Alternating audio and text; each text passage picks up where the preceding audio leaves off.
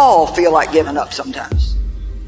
We all go through times where we feel like God is 1,000,000 miles away, but we don't have any idea what He's doing, when we're tired, when we're weary, when we think we just can't go on. Most people are afraid to set great dreams and set big goals because of the fear of failure. There's something much worse than failure. It is the fear of failure. I want to remind you that failure is not final, it's formative. It is part of the process. It's part of the journey. Your failure matters as much as your success.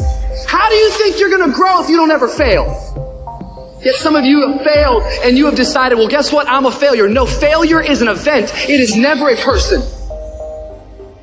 I need you to make up in your mind that the only way you can lose is if you quit. I just need you to keep going. First, you cannot give up.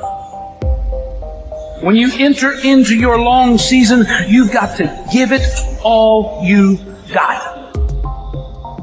When people go into a season of struggle, the first thing that they want to do is take a sabbatical. But whenever trouble comes, the only way that you can get through trouble is work your way through it. Make a declaration to yourself. Declare all-out war that you're going to get out of this rut. I suggest to you that if you are facing a challenge, don't stop. Stay busy. Work your plan. Don't confuse movement with progress.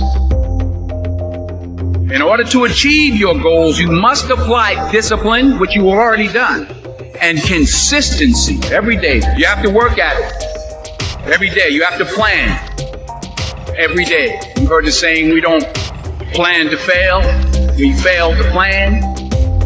Hard work works. Working really hard is what successful people do. And I can tell you from my own personal experience, don't give up there. Develop your own compass and trust it. Take risks. Dare to fail. Remember, the first person through the wall always gets hurt. You're going to fall down, but the world doesn't care how many times you fall down as long as it's one fewer than the number of times you get back up. If you want to grow up, you want to be mature, there is no way to do it without pain. You can't grow up on easy street. And the very thing that discourages you is the very thing that develops you.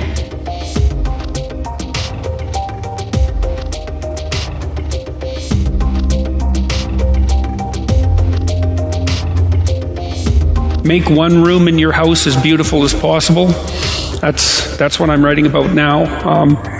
I talked a lot already about the necessity of cleaning your room, which is, in some sense a foolish piece of advice because it seems so obvious, but it's not obvious at all. And you'll find if you try it, especially if you're in a household that's not very functional, that you'll encounter obstacles that you couldn't imagine existed while you're trying to put your life in order. And you can take your surroundings beyond order and move towards beauty, and that's unbelievably useful because while beauty calls people to their higher being, I would say, and to make friends with beauty is to introduce yourself very carefully to one of the mysteries of life that make it worth living. Now, we teach things that are generally not taught in school, as I already have said, but I want to talk about another little factor. 90% of the visits to medical doctors are directly or indirectly related to stress. 90%.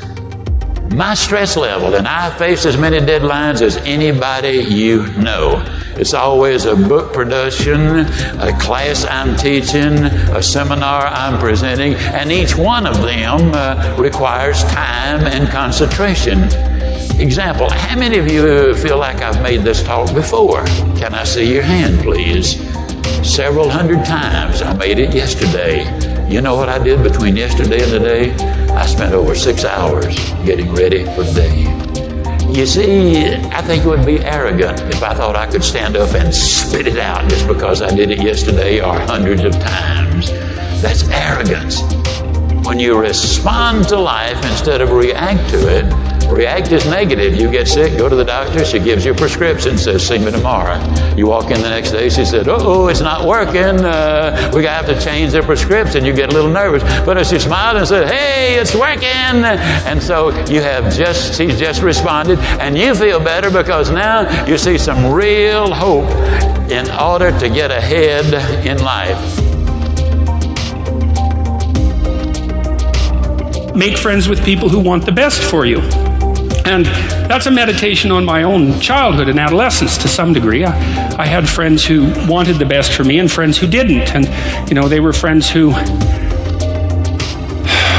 some of them were aiming up and some of them were aiming down. And if you have a friend that's aiming down and you do something that's aiming up, then they're generally not that happy about it. They try to top your accomplishment with one of their own, hypothetical or real, or put down what you're doing, or offer you a cigarette if you're trying to quit and you've kind of done that successfully, or a drink if you've been drinking too much and are just trying to stop being an alcoholic,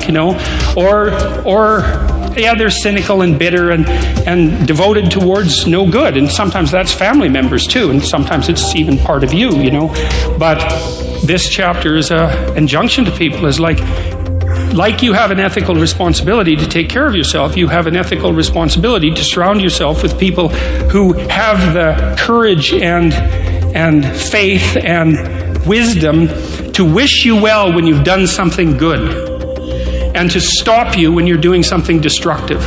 And if your friends aren't like that, then they're not your friends. And maintaining your friendships with them might not even be in their interest. And so it's a tricky argument to make, because I'm not saying, whenever anyone's in trouble, you should, push them into a ditch and then give them a couple of kicks. That's not the idea.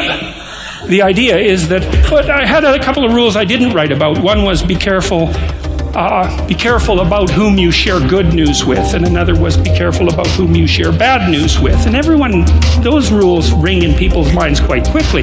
A friend is someone you can share good news with. You go to them and you say, hey, look, this good thing happened to me, and they say, look, I'm so happy that happened to you, like, way to be. And they don't think, God damn it, why didn't that happen to me? And you didn't deserve it, here's a bunch of reasons you're stupid and why it won't work. It's like, that's not helpful.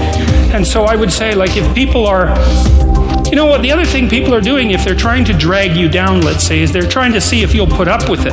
Because they have this idea that maybe life isn't worth living and things aren't good, and that if they can besmirch, let's say, to use an archaic term, something that's pristine and good, then they demonstrate to themselves that there is no true ideal and that there's no necessary reason to be responsible and to strive forward. And so they use you as a test case. Just push you down into the low lobster bin and see how you respond. And if you put up with it, then yeah, my cynicism is fully justified. If you take people and you expose them voluntarily to things that they are avoiding and are afraid of, that they know they need to overcome in order to meet their goals, their self-defined goals. If you can teach people to stand up in the face of the things they're afraid of, they get stronger. And you don't know what the upper limits to that are, because you might ask yourself, if for 10 years, if you didn't avoid doing what you knew you needed to do, by your own definitions, right, within the value structure that you've created, to the degree that you've done that, what would you be like?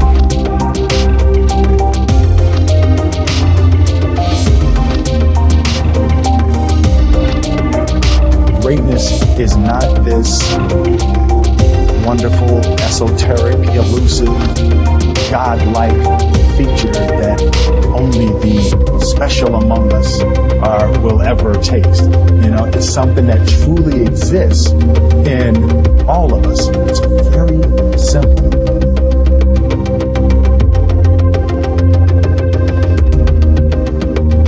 I told myself that this might be your current circumstances, but this will not be how the story ends. All you have to do, E.T., is to survive today. My glory, it doesn't happen in front of a crowd. It doesn't happen in a stadium. It doesn't happen on a stage. There's no medals handed out. My glory happens in the darkness of the early morning, in solitude, alone,